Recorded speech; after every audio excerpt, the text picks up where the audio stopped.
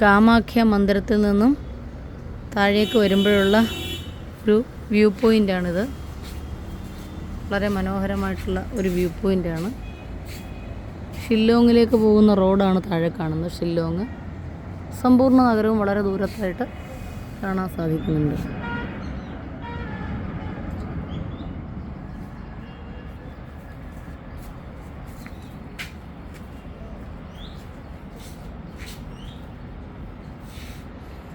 സവേ പുംസാം പരോ ധർമ്മഃ യതോ ഭക്തിരധോക്ഷജേ അഹൈതുക്യവ്യവഹിത യയാത്മാ സംപ്രസീദതി.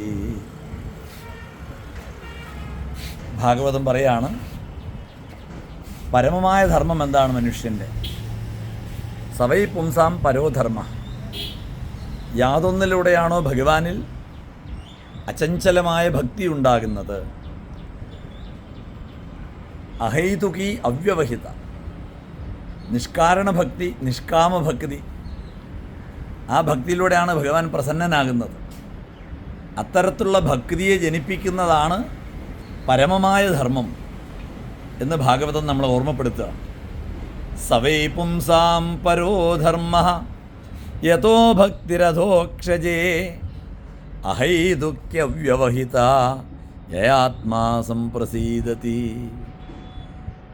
കാമാഖ്യ മന്ദിര സമീപത്തു നിന്നും ഗുവാഹട്ടിയിൽ നിന്നും ഭാഗവത സുഭാഷിതം.